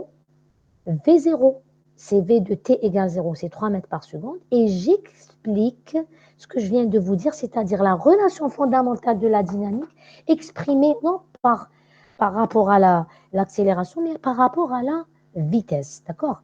Donc, la force, la somme des forces. Mais dans cet exercice, il y a une seule force. Donc, la somme des forces, c'est F vecteur, attention. Ici, l'exercice vous montre la figure qui donne le module de la force. Or, son sens, il peut être positif comme il peut être négatif. Donc, le graphe, la figure ici, vous donne le module de la force. Vous avez l'information du module. Ensuite, si elle est positive, vous prenez plus F. Si elle est négative, vous vous arrangez pour mettre le signe moins là où il faut. Donc, F, relation vectorielle, c'est dp sur dt, c'est mdv sur dt. C'est juste ça, très bien. Donc, qu'est-ce que je fais? Donc, mdv, c'est f dt. Une petite cuisine mathématique, je ramène ça par là, c'est équivalent. Mais je ne peux pas travailler avec les vecteurs là. Enfin, c'est pas facile, disons. Et ça va faire appel à l'analyse, aux relations mathématiques particulières concernant l'intégrale de fonctions vectorielles. Là, on utilise la donnée qui nous a dit que la force et la vitesse ont la même direction. Ça veut dire qu'ils sont sur le même axe. Supposez par exemple que c'est l'axe des X. Donc, quand je projette, je vais trouver que V et F, je les projette sur la même droite. Ils sont sur la même droite. Donc, V, ça va me donner module de V ou valeur algébrique. Hein. Ça peut être positif comme négatif. Et F, ça va me donner projection de F, qui est une valeur algébrique. D'accord? Soit elle peut être positive, soit négative. MdV égale FDT. Pourquoi j'ai pu passer des vecteurs à enlever les vecteurs? Parce que la force et la vitesse sont sur la même droite. Elles ont la même direction, ça veut dire qu'elles sont sur la même droite. Je projette sur cette droite. Voilà. Donc là, qu'est-ce que je fais? Je ne peux pas manipuler une relation comme ça différentielle. MdV égale FDT. Il faudrait que j'intègre pour arriver à, parce que dV, c'est le petit delta V. Et donc, si j'arrive je veux arriver à un grand delta V, à une différence de vitesse. Pour passer d'un petit delta V qui est dV par définition, c'est l'élément différentiel, à un grand delta V, il faut que je fasse l'opération inverse de la dérivée, qui est l'opération intégration. Donc, j'intègre les deux côtés de l'égalité, les deux membres de cette égalité, en faisant attention, bien sûr, que l'intégrale, pour que je ne rajoute pas une constante, doit être une intégrale définie. En général, en physique, on a besoin de définir les bornes d'intégration, parce que je vais intégrer, comme la variable, c'est le temps ici, je vais intégrer entre deux temps. Donc, je mets m, l'intégrale de dv entre, de façon générale, un instant t1 et un instant t2. C'est, alors à droite, à gauche, c'est la même chose. Pourquoi j'ai sorti le m du signe intégral? Parce que m, c'est une constante, elle peut sortir du signe intégral. Alors que ici, f dt, intégrer une fonction par rapport au temps, parce que f dt, l'intégrale de f dt, c'est intégrer la fonction par rapport au temps. Or, la fonction ici, f, qui est la force, vous voyez bien qu'elle dépend du temps. Donc, je ne peux pas la sortir du signe intégral. Elle doit au contraire rester à l'intérieur. Donc, ça me fait l'intégrale de f dt entre t1 et t2.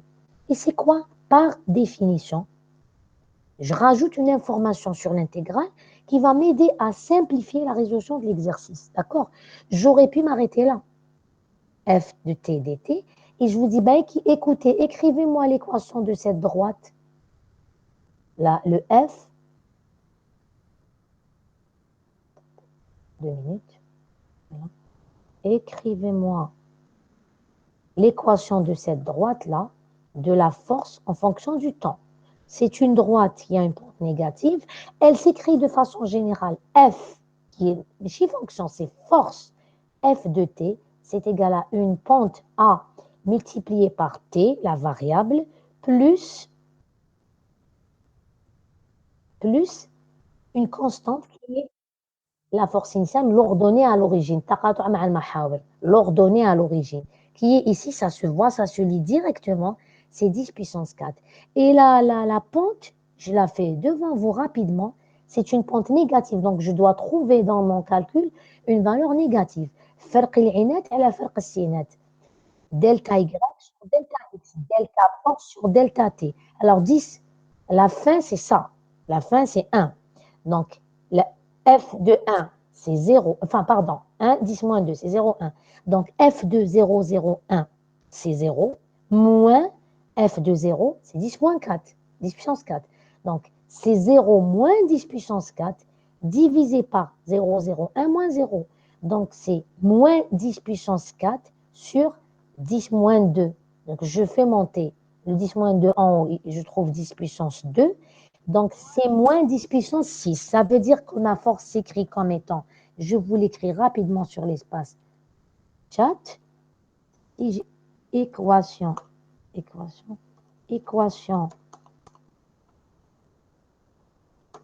droite de la force F, croissant qui est quoi? Qui est le graphe de la force en fonction du temps. Voilà. F de t, voilà, égale à quoi?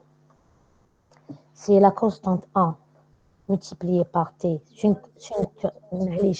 C'est une pente à t plus une constante.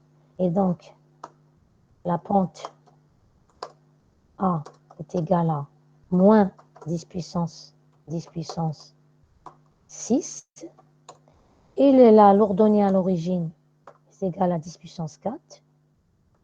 10 puissance 4. Je vous le fais parce que avant-hier, j'ai fait le TD. Un étudiant, il m'a dit, on aurait pu ne pas utiliser l'air sous la courbe et on aurait injecté la forme de F. Je dis oui, on l'a fait. Donc moi, maintenant, j'anticipe.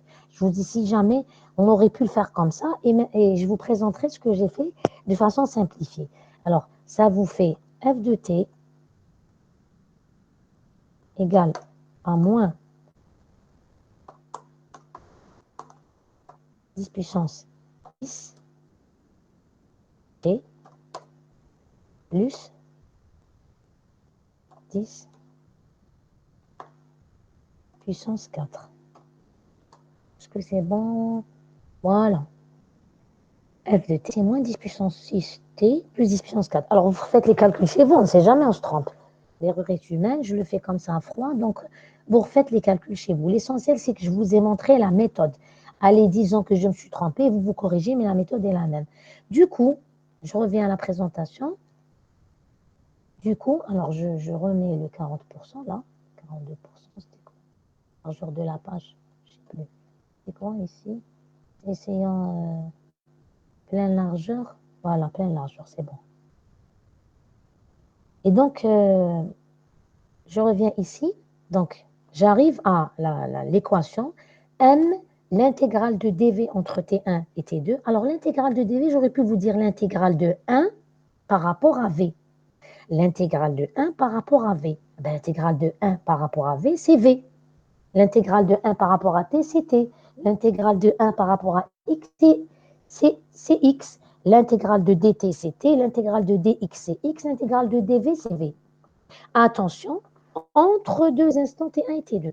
Donc, quand je trouve v entre t1 et t2, je mets v de la fin du bout supérieur de l'intégrale moins v de la borne inférieure de l'intégrale. Donc, v de t2 moins v de t1.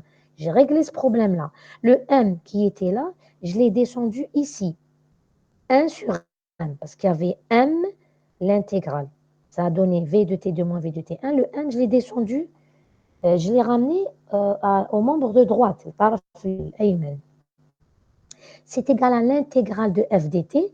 Alors, soit je mets l'intégrale de f de t dt et je mets l'intégrale entre t1 et t de 2 moins 10 puissance 6t plus 10 puissance 4 par rapport à t, et ça me donne moins 10 puissance 6 sur 2 t2 plus 10 puissance 4t pris entre t1 et t2. Et après, bien sûr, on remplace par t1 et t2 là où il y a le temps.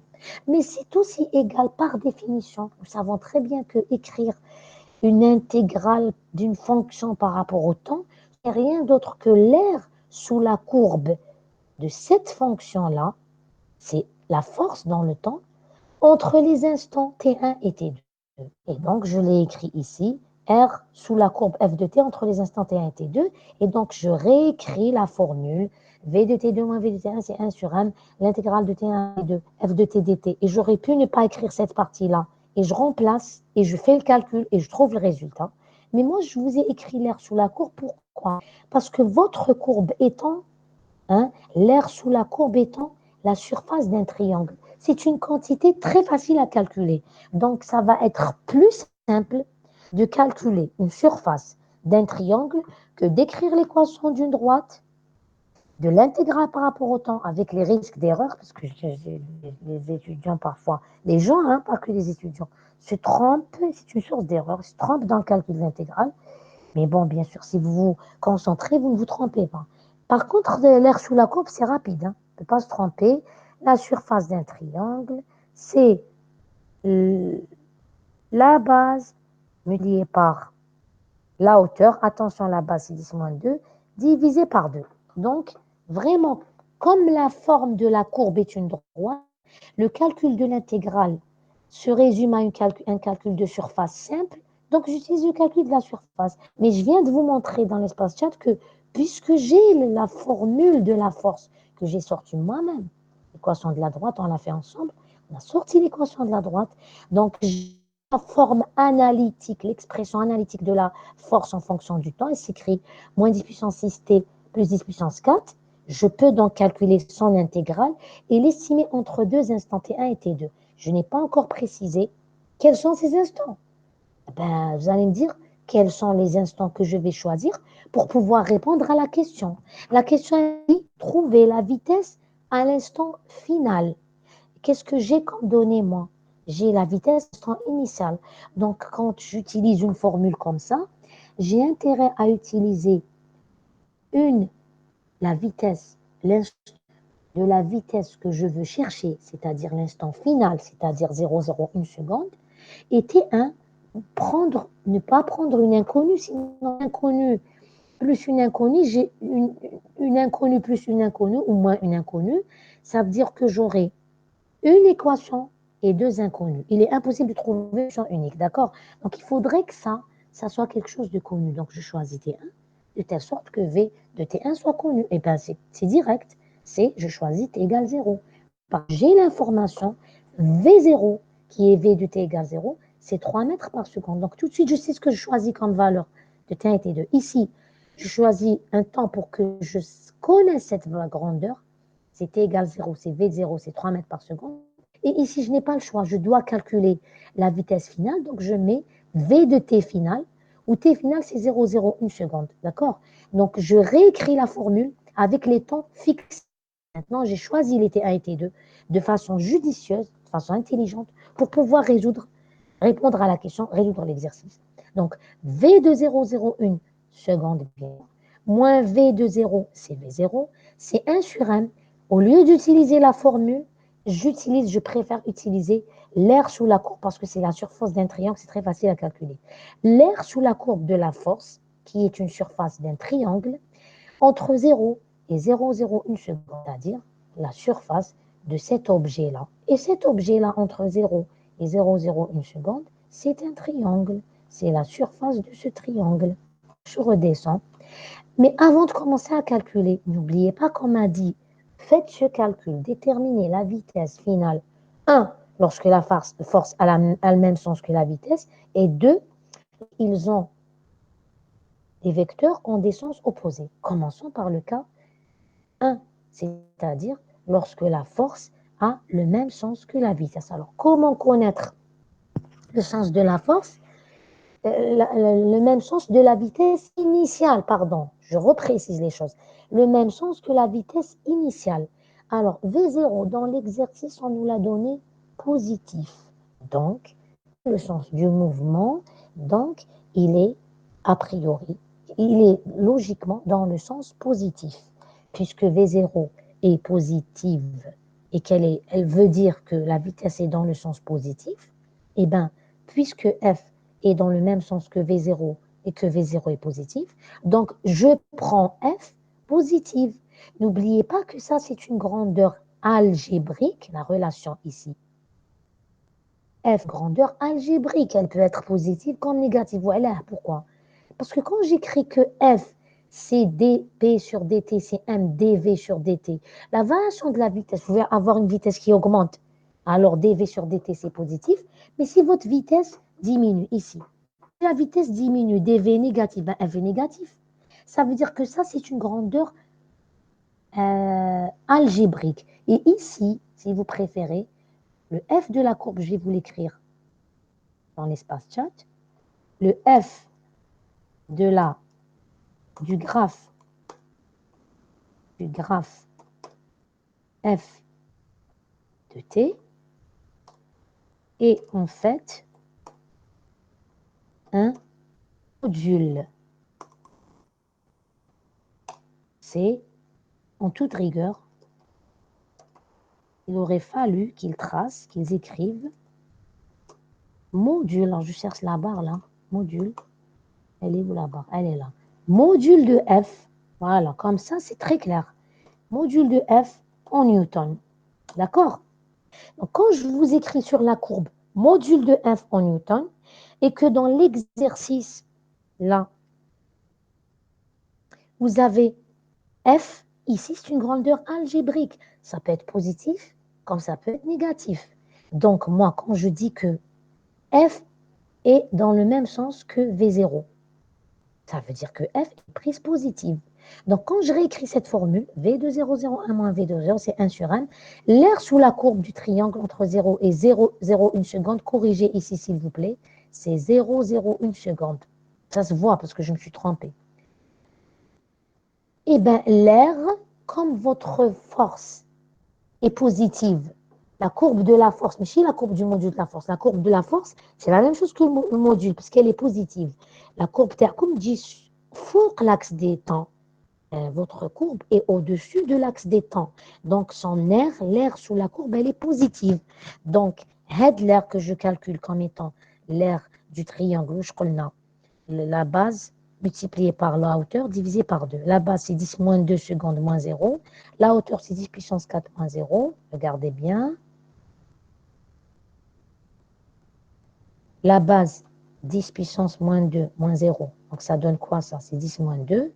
La hauteur 10 puissance 4 moins 0, c'est 10 puissance 4, divisé par 2, parce que c'est un triangle. Donc, ça donne quoi? Eh bien, ça donne, je fais le calcul ici, hein, que ici. Ici, je trouve, alors là, c'est 10 puissance 4 par 10 puissance moins 2, c'est 10 puissance 2 sur 2, ça donne 50. 50, mais j'oublie pas que c'est divisé par 1. Par 10 kilos, ça me donne 5. Donc, V de 0,01 moins 3 égale à 5. Donc, ce moins 3, je le ramène à droite, ça donne plus 3, et ça me donne V de 0,01 seconde, c'est 8 mètres par seconde. Très bien. Maintenant, arrivons au cas numéro 2, où la force a un sens opposé à la vitesse initiale. Mais comme la vitesse initiale est positive, ça veut dire que ma force est négative. La valeur algébrique, est négative. Ça veut dire votre courbe, là, regardez bien, qui montre le module de la force. Si la force est négative, ici on ne montre que le module. Si je devais retracer la courbe qui montre la force et que la force est négative, ce n'est pas 10 puissance 4, c'est moins 10 puissance 4. Ça me donne moins f, c'est-à-dire la courbe qui est la symétrique de ça, نظيرة هذا المنحى بالنسبة لمحور الفواصل par rapport à l'axe, la symétrique, la courbe symétrique de cette courbe-là par rapport à l'axe des temps. Et donc, c'est une courbe qui est comme ça, qui démarre à moins 10 puissance 4. Je ne la trace pas, je vous dis juste de l'imaginer. Elle démarre à moins 10 puissance 4 et elle arrive à 1, 10 puissance moins 2. Donc, c'est une courbe comme ça. Une courbe comme ça qui est négative. On a la force dans le sens contraire de V0, c'est une force négative. J'imagine dans ma tête que je la dessine. Auquel cas, ici, c'est uniquement le module. Pardon. Ici, c'est le module. Donc, la valeur algébrique négative, c'est une force qui démarre d'en bas et qui vient comme ça. C'est la symétrique. C'est comme si vous prenez ça et vous la faites pivoter par rapport à ça. Vous la retrouvez ici, comme ça. Comme ça. C'est une droite comme ça, de pente positive. Elle passe par moins 10 puissance 4. Elle arrive à 1. Cette droite-là, cette courbe-là qui est négative, si je calcule l'air sous la courbe d'une droite qui est sous l'axe des temps, sous l'axe des abscisses, comment est cette R?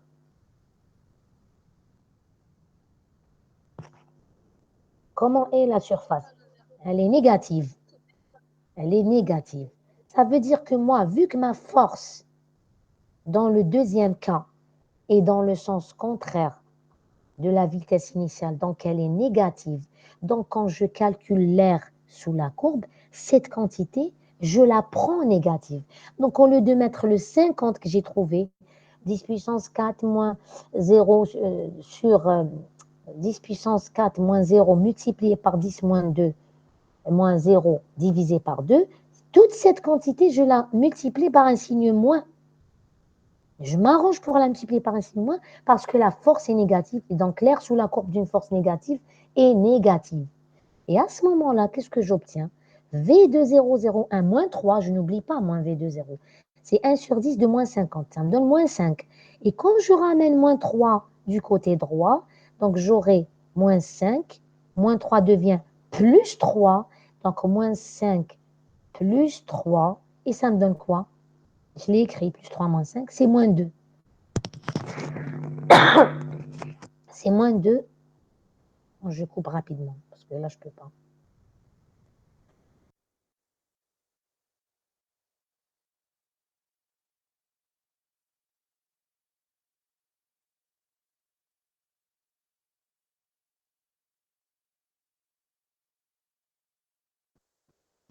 Donc, je reprends.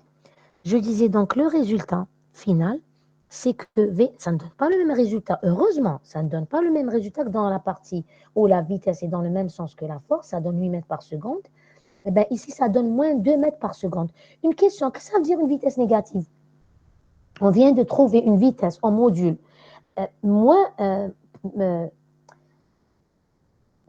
inférieure à celle que j'ai trouvée pour la force dans le même sens, et elle est négative. Qu'est-ce que ça veut dire une vitesse négative?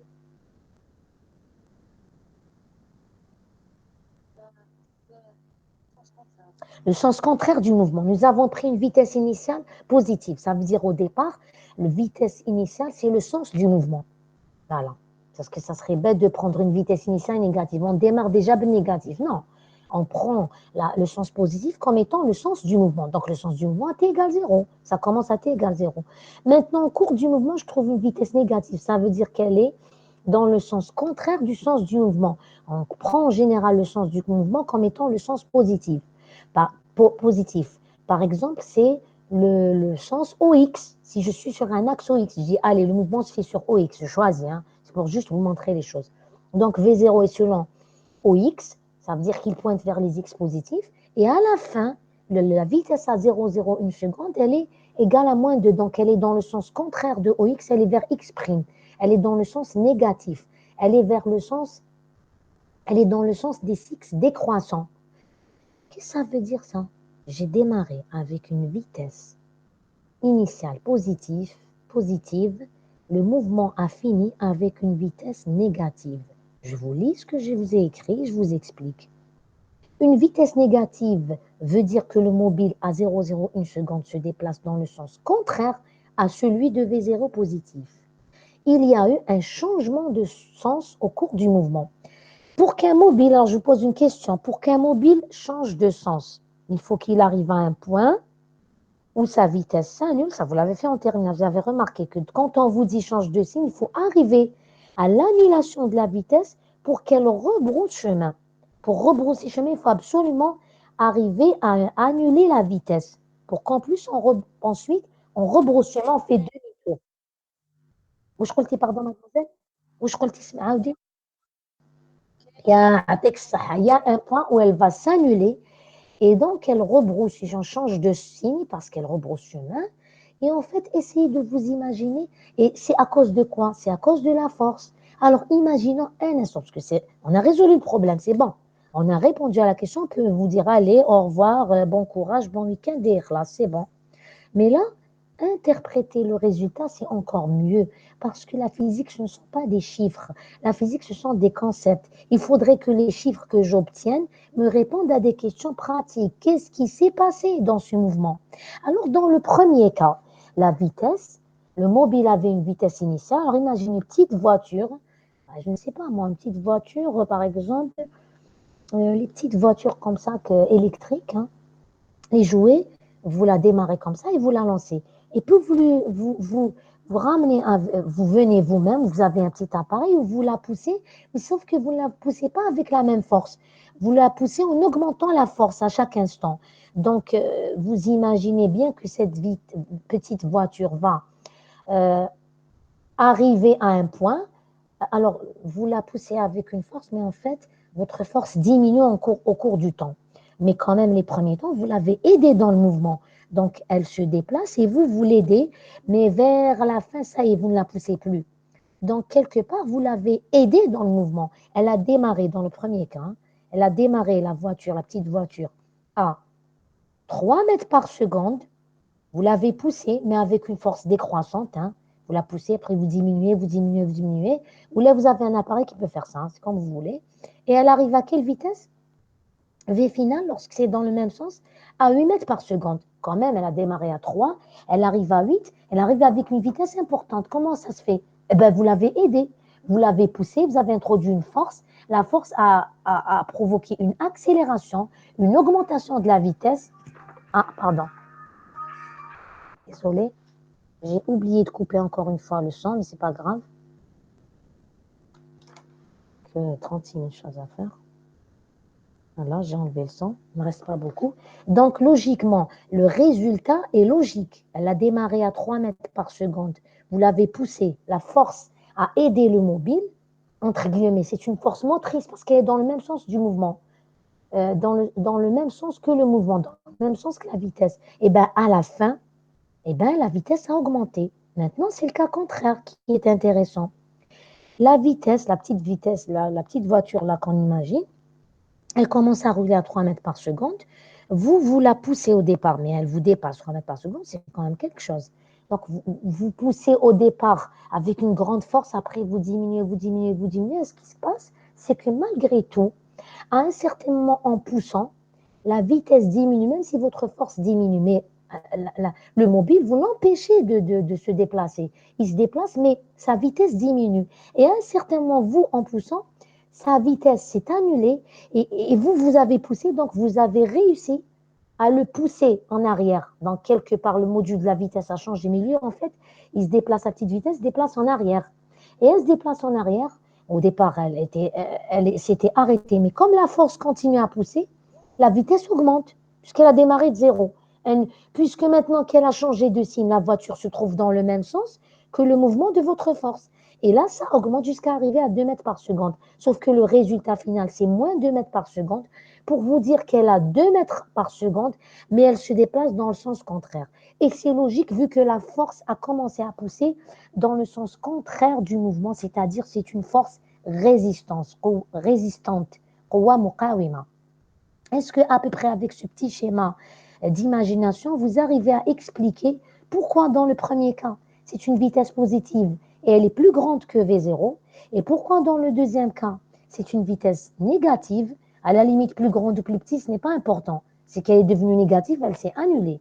Voilà, est-ce que vous avez compris qu'est-ce qui se passe, qu'est-ce qui s'est passé dans cet exercice et que nous avons exprimé par des chiffres et des calculs. Voilà. Au-delà de ces chiffres et de ces grandeurs, voilà ce qui se passe. Et c'est logique parce que la force produit une variation de vitesse. Alors, la force produit une accélération. En fait, la force, le plus logique, produit une variation de vitesse. Quand vous allumez le moteur, vous démarrez, vous passez du point mort à la première, vous avez une augmentation de vitesse provoquée par la force du moteur. Donc la force produit une variation de vitesse. D'accord?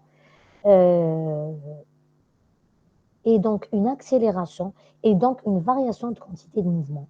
Voilà, donc nous avons utilisé la quantité de mouvement, mais on aurait pu, franchement, on aurait pu ne pas écrire au départ. Je vous montre juste rapidement, on aurait pu ne pas écrire. Regardez, on aurait pu ne pas écrire F égale dP sur dt. On aurait pu écrire F égale MA est égal à M dV sur dt. D'accord? Mais c'est juste un petit, je ne vais pas dire clin d'œil, à la quantité de mouvement. Pour vous rappeler, voilà, en résolvant un exercice qui utilise l'accélération, quelque part indirectement, vous utilisez la quantité de mouvement. Parce que M fois la variation de vitesse, c'est la variation de quantité de mouvement. Et la variation de la vitesse, c'est l'accélération. Ce sont des grandeurs qui expriment la même situation physique. Parfois, on utilise l'accélération, parfois, on utilise la quantité de mouvement, et parfois, on utilise la vitesse qui est équivalente à la quantité de mouvement. Est-ce que vous avez compris?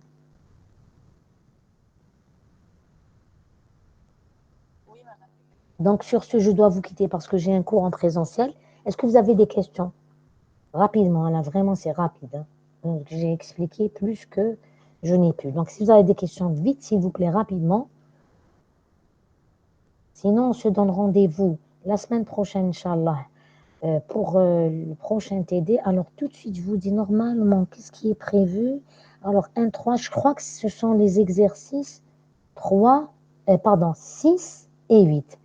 Donc, rappelez-moi, mademoiselle la déléguée ou monsieur le délégué, de vous envoyer, si cela vous intéresse, de corriger des exercices de dynamique qu'on n'aura pas traités. D'accord? Si ce n'est pas déjà fait par le chargé de cours, hein, bien sûr. Les exercices qu'on n'a pas traités, je vous les enverrai, Inch'Allah. D'accord? Rappelez-le juste par un petit message. Je vous enverrai les exercices non résolus en TD et essayez de les faire comme ça si jamais il y aurait au conditionnel peut-être des erreurs ou quelque chose comme ça, parce que je ne crois pas à la kulli hal. On ne sait jamais, on verra. Ne laissez pas les choses s'accumuler. Donc, je dois vraiment vous quitter. Normalement, alors rapidement, Sabri, je vais vous le lire parce que j'ai la progression. Attendez 3 secondes. TD cinématique. Est-ce que vous enregistrez encore?